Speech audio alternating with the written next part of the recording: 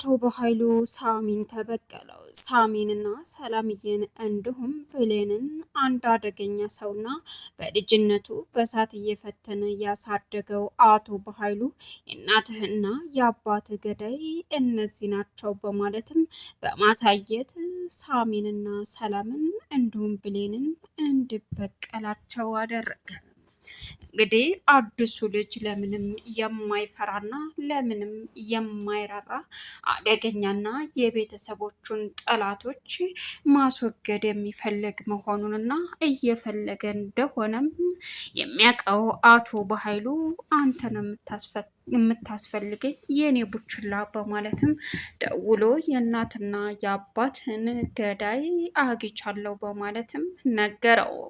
እሱም እሺ ብሎ እንግዲህ እየሮጠ ወደ አቶ በኃይሉ ከመጣ በኋላ ፎቶቸውን በማሳየትም ቤቱንም በመጠቆም ሳሚ ታሞ ከሆስፒታል መጥቶ ብሌን ሾርባ እያጠጣችው ባለችበት እንዲሁም ደግሞ እንግዲህ ተነስታ ወደ ውጭ በወጣችበት አዲሱ ልጅ ተብዬው አቶ በኃይሉ የላከው የሳሚን ጉሮሮ ሲጥ አድርጎ ይዞ እንዳይሆን አድርጎ ቀጠቀጠው። ሰላምንስ እውነት የሰው ነፍስ አስጠፍታለች። ያሳዝናል። እንግዲህ አቶ በኃይሉ የሚበቀለው የቤተሰቦቹን ነፍስ የበላው አቶ በኃይሉ ነው። ነገር ግን ወደ እነ ሰላም አዙሮ አዲሱ ልጅ የሰላምን ፎቶ ሲያይስ ለምን ተገረመ? ለምንስ ተጨነቀ? ሌላኛውና ከባዱ አሁን ላይ ብሌን እንደ ፎቶዋን ሲያሳየው ከብሌን ላይ እንግዲህ ጩቤ አውጥቶ ከፎቶዋ ላይ አሳረፈ። አዲሱ ልጅ እጅግ በጣም አደገኛና ለቤተሰቦቹ ሲል በቀልን የተማረ እንደሆነም በቀል እያስተማረ ያሳደገው አቶ በኃይሉ በእሳትና በስቃይ እየፈተነ አሁን ላይ ግን የአንድ ምስኪንን ሰውዬ ጣትም ቆርጦ በመጋዝ ይገኛል። ሳሚ እንግዲህ ተሽሎት መጣልኝ፣ ይታከምልኛል፣ ይድንልኛል እያለች ብሌን በደስታ ጠጣ እያለች ስትንከባከብ ባለችበት እጅግ በጣም በቅናት የተንጨረጨረው ዳግም አሁን ግን ጉልበተኛና አደጋ መጥቶ እቤት ውስጥ በመግባትም በሚያሳዝን ሁኔታ ሳሚን በታመመበት ጉሮሮን ሲጥ አድርጎ ይዞ እንዳይሆን አድርጎ በመደብደብም እጅግ ልብ የሚነካ ነገር አደረሰበት። ሰላም ውድና የተከበራችሁ የስኬት ሚዲያ ቤተሰቦች እንደናችሁልኝ ሰላማችሁ ይብዛልኝ። ለዚህ ቻናል አዲስ የሆናችሁ ሰብስክራይብ እያደረጋችሁ ቪዲዮውን እስከ መጨረሻው ተከታተሉ። በጉጉት ስንጠብቀው የነበረው አደራ ቀጣይ ፓርቲ ዘመተናል። እንግዲህ እጅግ በጣም የሚያሳዝንና ልብ የሚነካ የአቶ በኃይሉ እንግዲህ ተንኮልና በቀል እያሳየ እንዲሁም በእሳት እየገረፈ ያሳደገው በቀለኛው ልጅ የጓደኛው ስለነበረም ጓደኛውን በአንድ ጊዜ በገንዘብ አብረው ያለሙትንና አብረው የተደራጁትን የሰሩትን ነገር አቶ በኃይሉ የኔ ነው ግማሹ ሲለው ምን አገባህ በማለትም ጉዳት እንዳደረሰበትና እንዳስወገደው ለራሱ ሲናገር ነበር። በዚህን ሰዓት ይሄ ልጅ ስንትሁን ያሳደግኩት በሰዓት እየፈተኩ አሁን ያስፈልገኛል በማለትም ጠርቶ ከሳሚ ላይ እና ከሰላም ላይ ከብሌን ላይ ሁለቱን የሚበቀልበት ትልቅ ካርዲ እንደሆነች ብሌን የሳሚና የሰላምን በቀል የምትጎናጸፈው እሷ እንደሆነችም ሲያሳየውም አዲሱ ላይ ቀጥታ ወደ ቤታቸው በማምራትም ከብሌን ላይ እንግዲህ ትልቅ ችግር መፍጠሩን ቀጥሏል። አሁን እንግዲህ ሳሚ ሞቷል ተብሎ ዶክተሩ በእርግጥ አስደንጋጭ ነገር ነበር የተናገረው።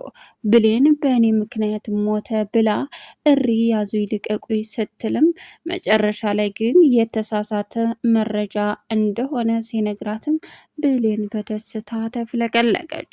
ሌላኛውና አሳሳቢው አስደንጋጩ ነገር እንግዲህ ምንድን ነው ሲባልም አሁን ወደ ቤት ቢመጣም ግን ደግሞ ደህና እንደሆነ ሳሚ ምንም ጉዳት እንደሌለበትና ውስጡን እንዳልጎዳው ተነገራት። ብሌን በደስታ አንተን መንከባከብ አለብኝ፣ አንተ ከዚህ በኋላ የኔ ኃላፊነት ነህ፣ ለእኔ ብለህ ራስህን አተህም ተወግተህ ነበር።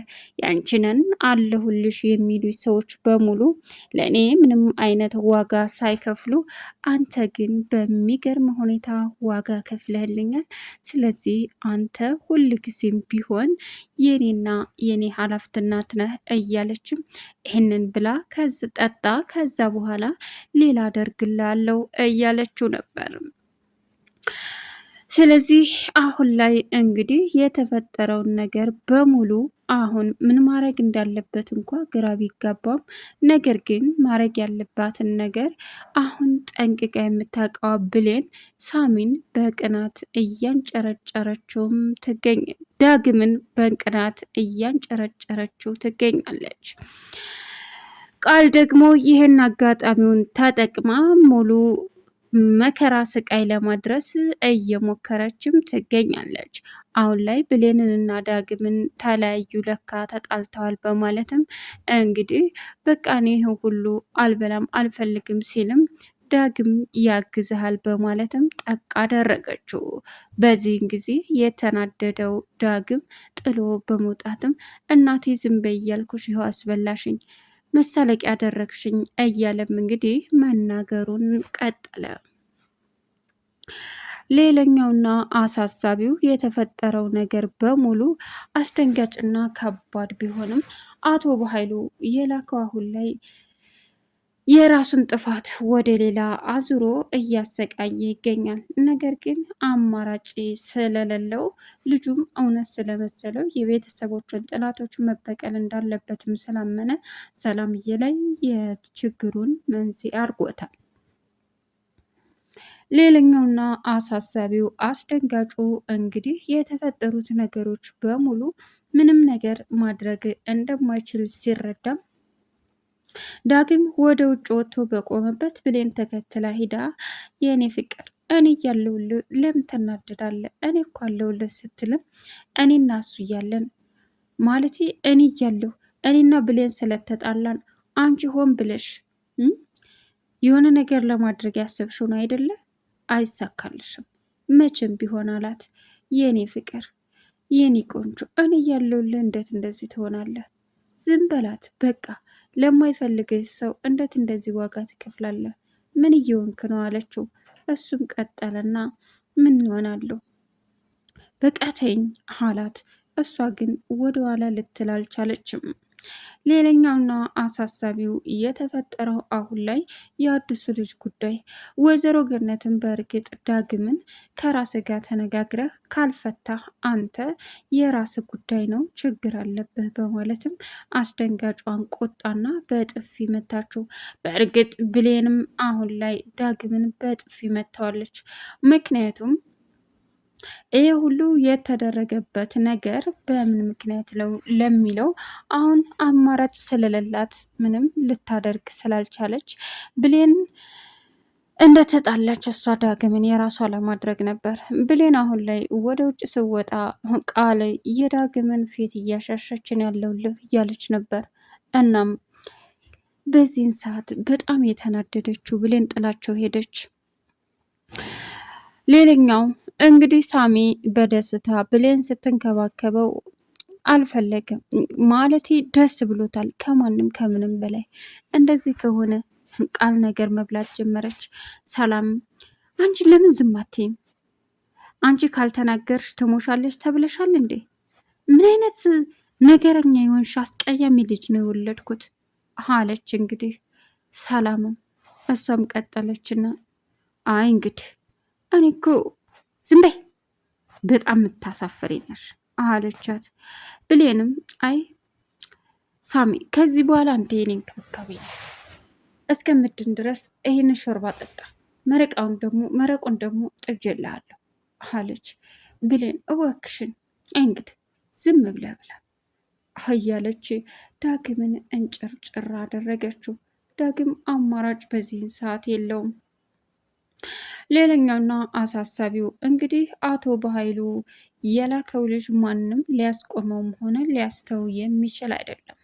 ወደፊትም ሆነ አሁንም እንግዲህ ከባድ ነገር መፍጠሩ የማይቀርና አሳሳቢ ነገር ነው። ምን ማድረግ እንዳለበት እንኳ ግራ ተጋብቶ እንግዲህ የሚያሳዝነው ነገር አንደኛው ሰውዬ አረኔ በፍጹም ይሄን አላደረግኩም፣ ምንም ያደረግኩን ነገር የለም እያለ የቤተሰቦችን ነፍስ እኔ ያላጠፋውም ቢለውም ግን እሱ በፍጹም አንተና አንተ ነህ በማለትም አስደንጋጩን ነገር አድርጎበታል። ይህ ሁሉ ምንድን ነው የተፈጠረው? ከባድና አሳሳቢ ነገር የሆነው ምንድን ነው?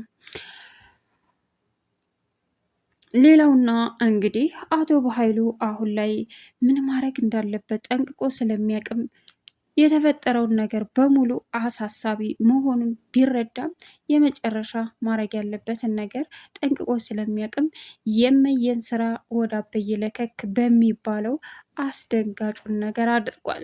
ይህም ምንድን ነው? ሰላምንና ሳሚን የልጁን ቤተሰቦች እንዳስወገዱበት አድርጎ እንግዲህ እውነታውን እንደ መናገር በማድረግም ትልቅ በቀል እንዳደርጉ አደረገ። ይሄ ሁሉ አሳሳቢና አስደንጋጭ ነገር እንደተፈጠረ ግልጽ ነው። ሰላም አሁን በሌለችበት እንዲሁም ደግሞ በተለይ ብሌንም ሳሚም በእርግጥ ሳሚ የአቶ በኃይሉ ሰራተኛም ስለነበረ ይህን ነገር ሊያደርገውና በሱ ጊዜ ሊፈጽመው ይችላል። ግን ደግሞ ሰላምና ብሌን በጭራሽ እዚህ ነገር የለብትም። ብሌን አሁን የሁሉን ማጥመጃ ካርድ አድርጎ የያዘው አቶ በኃይሉ እጅግ በጣም በሚያሳዝን ሁኔታ እንግዲህ ትልቅ ችግር እንዲፈጠር አድርጓል። ሌላውና አስደንጋጩ የሚያሳዝነው ነገር እንዴት ምን ማድረግ እንዳለበት ግራ ቢጋባም እንግዲህ አዲሱ ልጅ ህይወታቸውን ምስቁልቁሉን አውጥቶታል።